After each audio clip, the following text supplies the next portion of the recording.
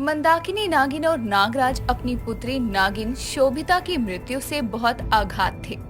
पृथ्वीलोक गई शोभिता का वहां इंसानी रूप में एक्सीडेंट होने से उसकी मृत्यु हो गई थी और जब उसके पार्थिव शरीर को नागलोक लाया गया तो उससे लिपट लिपट कर मंदाकिनी रोते हुए कहती है, अरे मेरी बच्ची, ये तुझे क्या हो गया? ना जाने क्यों मैंने तुझे पृथ्वीलोक जाने की अनुमति दी। मुझे क्या पता था कि तू वहाँ जाकर ऐसे वापस आएगी। इसने कितने सपने सजाए थे अपने विवाह के लिए। इसकी इच्छा थी कि अपने विवाह में चांदनी चौक का लहंगा पहने, नागेश के साथ 7 फेरे ले। मंदाकिनी, संभालो खुद को। हमारी पुत्री जा चुकी है, उसे कोई वापस नहीं ला सकता। कुछ दूर खड़ा नागेश ये सब सुन रहा था और उसकी आंखों में आंसुओं की धारा बह रही थी और वो अपने मन में कहता है, मेरी शोभिता, तुम मुझे छोड़कर क्यों चली गई? तुम जानती हो मैं तुमसे कितना प्रेम करता था। कितने सालों से तुम्हारी इच्छा थी कि हमारा विवाह हो, लेकिन जब ये इच्छा पूरी होने का समय आया तो तुम मुझे और इस दुनिया को छोड़ के हमेशा हमेशा के लिए चली गई। क्यों? शोभिता की मृत्यु की खबर जब उसकी छोटी बहन केशवी को मिलती है तो वो भागी भागी वहाँ आती है और अपनी बहन के पार्थिव शरीर को देखकर कहती है, दीदी, दीदी उठो ना, आपको क्या हुआ? आप कुछ बोलती क्यों नहीं? दीदी कुछ बोलो ना। देखो देखो, आपकी छोटी बहन आई है, आंखें तो खोलो दीदी। पुत्री केशवी, अब तुम्हारी बहन कभी अपनी आंखें नहीं खोलेगी क्योंकि वो हमें हमेशा हमेशा के लिए छोड़ के जा चुकी है। सभी लोगों को शोभिता की मृत्यु से बहुत तकलीफ हुई थी।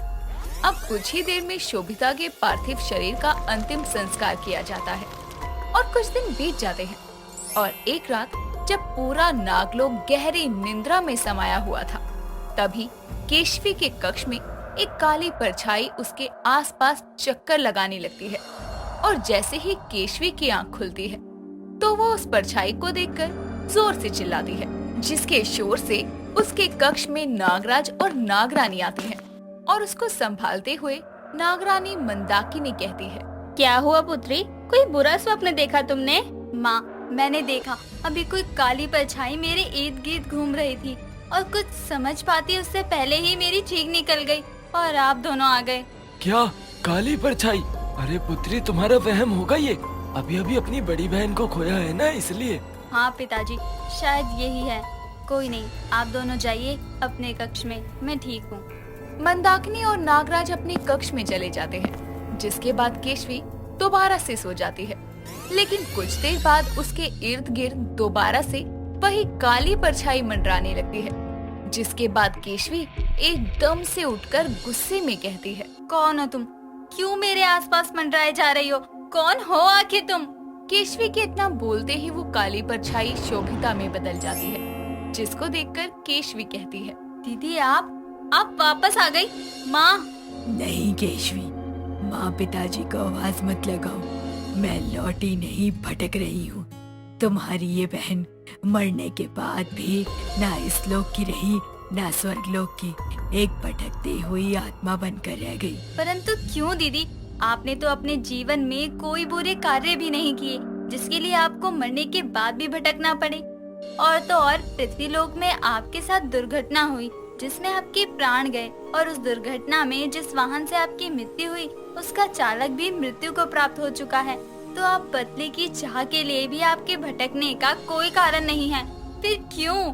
मेरे भटकने का कारण मेरी अधूरी इच्छा है। जब तक मेरी इच्छा पूरी नहीं होगी तब तक मुझे मुक्ति नहीं मिलेगी। मेरी अधूरी इच्छा को तुम पूरा करोगी। अधूरी इच्छा? लेकिन आपकी अधूरी इच्छा क्या है? केशवी के पूछने पर शोभिता उसे अपनी अधूरी इच्छा के बारे में बताती है, जिसको सुनकर केशवी कहती है, अच्छा तो ये अधूरी इच्छा है आपकी, लेकिन अब ये कैसे पूरे हो सकती है दीदी? क्योंकि आप तो जीवित ही नहीं हैं। हो सकती है केशवी, पर इसको पूरा करने के लिए मुझे तुम्हारी आवश्यकता है। बोलो, मेरी मदद करोगी? लेकिन मुझे करना क्या होगा दीदी? शोभिता केशवी को सब कुछ बताती है, जिसको सुनकर पहले तो केशवी मना करती है, लेकिन फिर अपनी बहन की मुक्ति के लिए तैयार होती है और इतना बोलते ही शोभिता काली परछाई बनकर केशवी के अंदर समा जाती है। अगली सुबह नाग दरबार में बैठक होती है, जिसमें नागराज, नागरानी मंदाकिनी और नागेश शामिल थे, जहाँ नागराज नागेश से कहते हैं, नागेश, हमारी पुत्री शोभिता संग तुम्हारा विवाह होने वाला था, लेकिन उसकी अचानक हुई दुर्घटना में मृत्यु ने हम सबको झकझोर के रख दिया, और अब जब वो है ही नहीं तो इस विवाह के होने का कोई मतलब ही नहीं रहा। मैं अच्छे से जानता हूँ नागराज, और मैं स्वयं शोभिता के अलावा किसी को अपनी पत्नी के रूप में नहीं देख सकता हूँ, इसीलिए अब इस विवाह के विषय का कोई तात्पर्य नहीं है। ठीक है, इसका अर्थ है हमें इस विवाह को निलंबित कर देना चाहिए। नागराज के इस फैसले के विरोध में एक आवाज आती है जो बोलती है, नहीं पिताजी, ये विवाह निलंबित नहीं होगा। दरबार में आए केशवी का ये फैसला सुनकर सब हैरान होते हैं। तभी मंदाकिनी केशवी से इसके पीछे का कारण पूछती है। पुत्री केशवी, ये क्या कह रही हो? क्यों नहीं होगा ये विवाह निलंबित? अब जब तुम्हारी बहन शोभिता ही नहीं रही तो ये विवाह होगा किससे? मुझसे। नागेश का विवाह मुझसे होगा। अगर दीदी की जगह ये सब नागेश के साथ होता तो क्या आप दीदी को आजीवन कुंवारा रहने की सलाह देते? तो ये सब नागेश के साथ ही क्यों? माना नागेश ने दीदी से प्रेम किया है, लेकिन अगर दीदी नहीं है तो उनकी अनुपस्थिति में मैं उनकी छोटी बहन उनके प्रेम को आजीवन संभालने का वचन लेना चाहती हूँ। केशवी, मैं नागेश से विवाह करना चाहती थी। मैंने ये इच्छा कई वर्षों से अपने मन में पाली हुई थी, लेकिन विवाह के कुछ समय पहले ही मेरी मृत्यु हो गई और मेरी ये इच्छा अधूरी रह गई। इसीलिए मैं चाहती हूँ कि मेरी इस इच्छा को तुम पूरा करो। लेकिन मैं इसमें क्या कर सकती हूँ दीदी? मुझे क्या करना होगा? तुम्हें उससे विवाह करना होगा, लेकिन तुम्हारे शरीर पर उस वक्त मेरा कब्जा होगा, तो विवाह मेरा होगा उसके संग और मुझे मुक्ति मिल जाएगी। लेकिन दीदी, मैं कैसे? देखो केशवी, तुम जानती हो कि मैं नागेश से बहुत प्यार करती हूँ और मेरे जाने के बाद तुम इकलौती ऐसी हो जिस पर मैं सबसे ज्यादा यकीन कर सकती हूँ। तुम ही मुझे मुक्ति दिला सकती हो। तुम मुझसे विवाह करके मुझे मुक्ति दिला दो और उसके बाद जीवन भर उसका साथ देना। केशवी के इस फैसले से नागराज और नागरानी हैरान थे।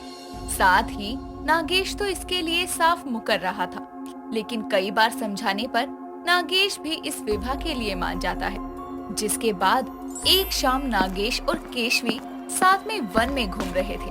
तभी शोभिता केशवी के शरीर से निकलकर दूर खड़ी ये सब देखती है, जहाँ नागेश को वो केशवी से कहता सुनती है, केशवी, मैंने भले ही तुमसे विवाह के लिए हाँ कह दी हो, लेकिन मैं प्रेम सिर्फ शोभिता से करता हूँ। आज भी मुझे ये एहसास होता है कि वो यहीं कहीं मेरे आसपास है। मैं जानती हूँ नागेश, और दीदी अगर जिंदा होती तो बहुत खुश होती, क्योंकि ये उनकी आखिरी इच्छा थी कि तुम्हारा और उनका विवाह हो, और मैं उनकी आखिरी इच्छा पूरी करने जा रही हूँ। विवाह तय होने के कारण नागेश और केशवी दोनों आपस में बहुत समय बिताने लगते हैं, जिसके चलते केशवी को भी नागेश से प्रेम हो जाता है और नागेश भी धीरे धीरे केशवी की तरफ आकर्षित होने लगता है।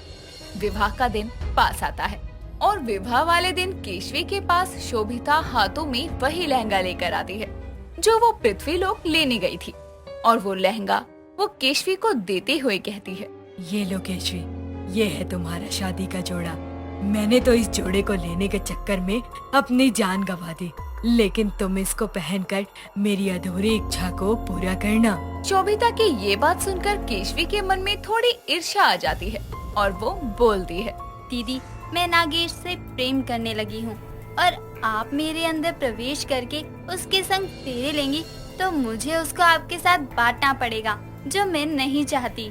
माना ये सब आपकी अधूरी इच्छा को पूरा करने की वजह से शुरू हुआ, लेकिन अब मैं नागेश से प्रेम करती हूँ और उसको आपके संग नहीं बांट सकती।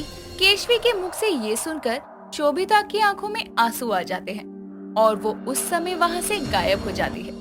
कुछ देर में केशवी को मंडप में लाया जाता है, जहाँ वो आसपास शोभिता को ना देखकर मन में कहती है, दीदी कहाँ गई? ये मैंने क्या किया?